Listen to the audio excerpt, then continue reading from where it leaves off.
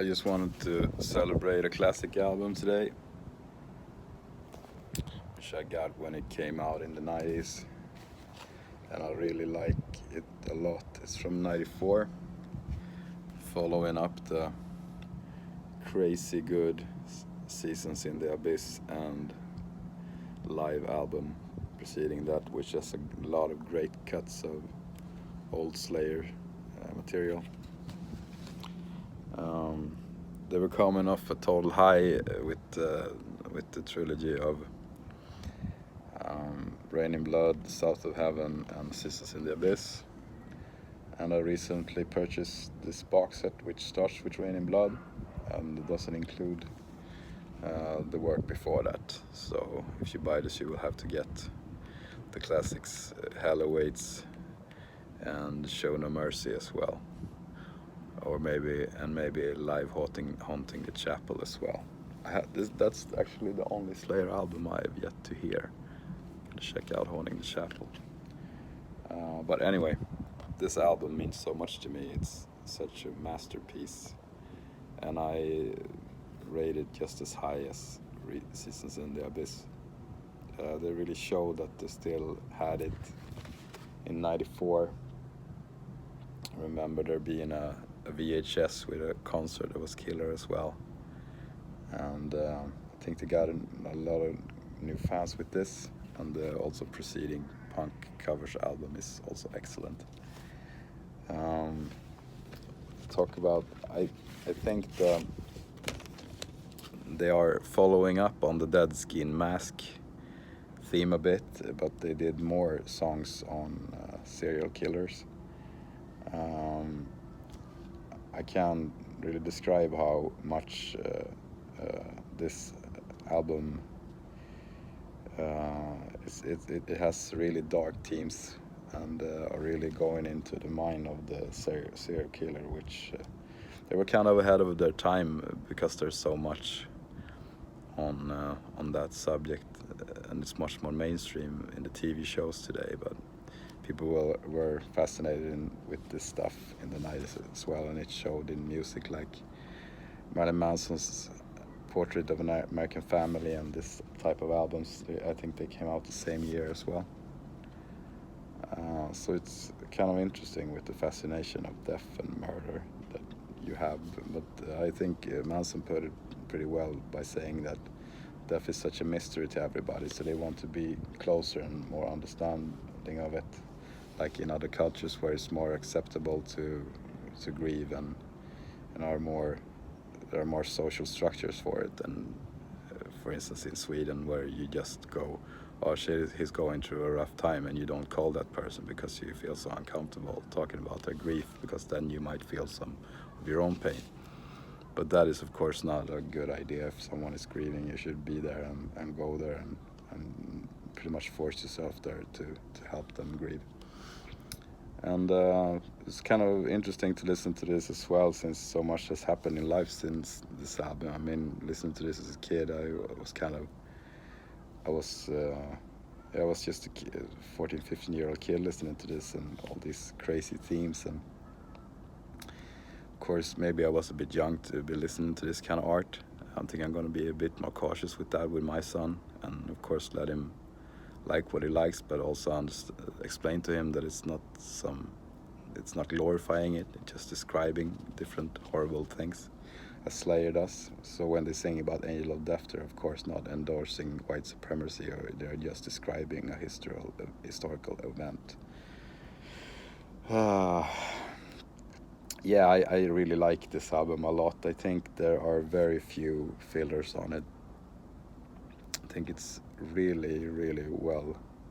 In a way, it's my favorite album because it's so consistently good with all the tracks.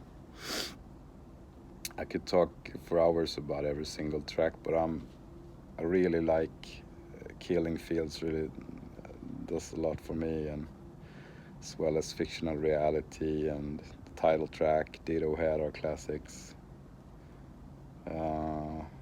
SMA is Sex Murder Art is really fast and really one of a kind of a track, I think. Circle of Beliefs and SS3 are awesome. SS3 is a great song and kind of a sister song to Angel Death in a way.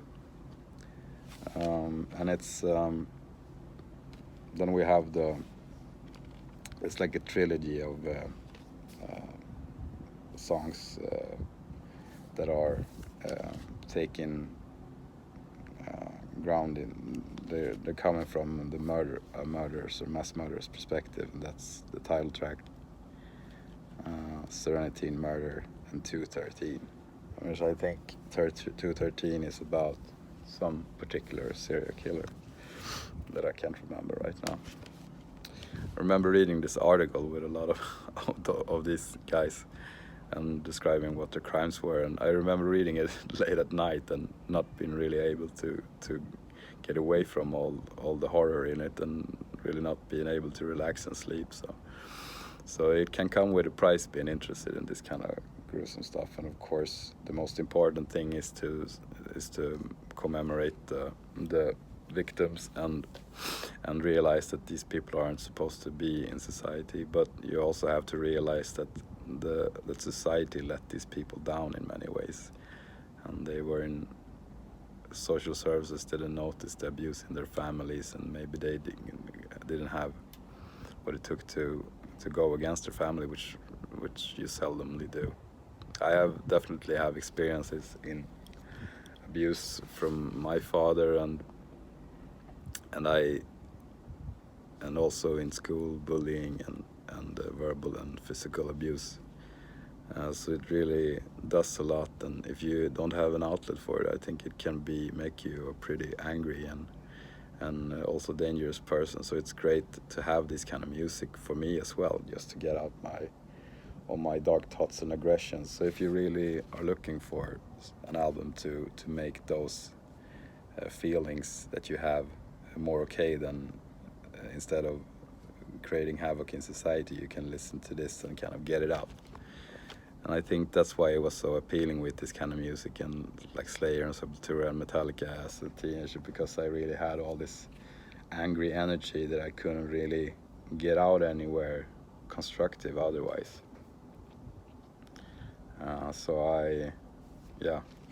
To me this is a classic album. It's one of the top 3 Slayer albums, along with Seasons in the Abyss.